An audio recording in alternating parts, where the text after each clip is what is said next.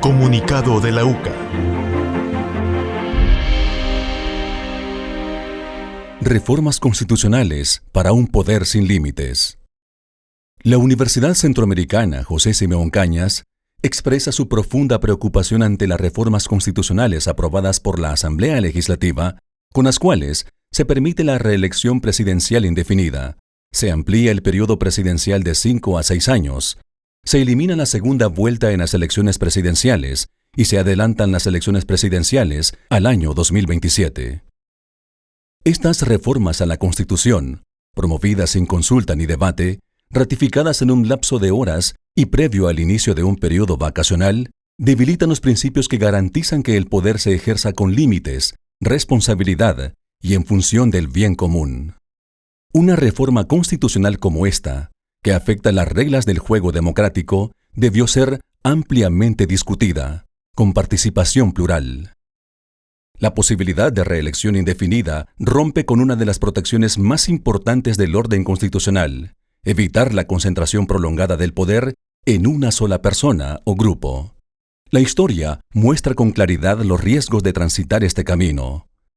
Contrario a cómo se ha afirmado, la prohibición de la reelección inmediata o indefinida no representaba un obstáculo para la ciudadanía, sino una protección frente a aquellos que quisiesen hacerse de más poder.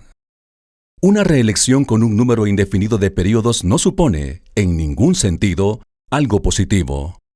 La Corte Interamericana de Derechos Humanos ha señalado que la habilitación de la reelección presidencial indefinida es contraria a los principios de una democracia representativa y a los tratados internacionales de los cuales El Salvador es parte. Además, el argumento de que es necesario homologar la elección presidencial al resto de cargos de elección popular es falaz. Que las elecciones presidenciales no coincidieran con las legislativas y las municipales buscaba balancear el poder, evitar que el ganador se quedara con todo. Aumentar el periodo presidencial para sincronizar los tiempos electorales no tiene como propósito real evitar estar en una permanente campaña electoral. Tampoco tiene que ver con orden o ahorro para el Estado, ni con seguridad jurídica, ni con atraer inversión, ni con trasladar la potestad al pueblo. Por otra parte, eliminar la segunda vuelta electoral presidencial debilita la legitimidad del cargo presidencial al permitir que una candidatura llegue al poder con una representación minoritaria. Nicaragua muestra las consecuencias de este tipo de dinámica. Una segunda vuelta no significa irrespeto a la voluntad popular. Al contrario, la asegura. Si la preocupación en verdad era evitar el derroche de las finanzas públicas, pudo apostarse por recuperar la transparencia y la rendición de cuentas y reactivar los mecanismos de control. Adelantar las elecciones para 2027 de ninguna forma puede entenderse como una consulta anticipada para que el pueblo ratifique los cambios a esta Constitución. Adelantarlas es un irrespeto a la voluntad popular, a la ciudadanía que acudió a las urnas para votar por alguien que estuviese 5 años más en el poder, ni más ni menos. Los cambios realizados no son antojadizos, sino que responden al escenario que se viene advirtiendo en diversas instancias, desde la toma armada de la Asamblea Legislativa, el 9 de febrero de 2020. Un rumbo que se consolidó el 1 de mayo de 2021 con la destitución y nombramiento exprés de magistrados de la Sala de lo Constitucional. Hoy, el oficialismo ha llegado al punto de no retorno tanto por el deseo como por la necesidad de aferrarse al poder.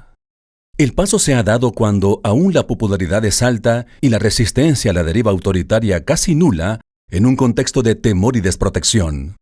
Un contexto en el que, desde un punto de vista jurídico, es posible afirmar que ya no existe Estado de Derecho. No hay respeto al debido proceso. La ciudadanía salvadoreña no tiene derecho a un juez independiente, ni al libre desarrollo de la personalidad, ni a libertad de reunión, asociación, expresión o información. La Constitución no debe ser propiedad de los gobernantes de turno, sino un pacto social cuyo objetivo es crear condiciones institucionales para proteger y concretar los derechos de la población. El pueblo salvadoreño merece instituciones confiables, procesos transparentes y oportunidades reales para decidir. Con las nuevas reformas constitucionales, El Salvador regresa a su pasado, a un pasado de concentración absoluta del poder en clanes familiares y de profunda corrupción de la institucionalidad pública.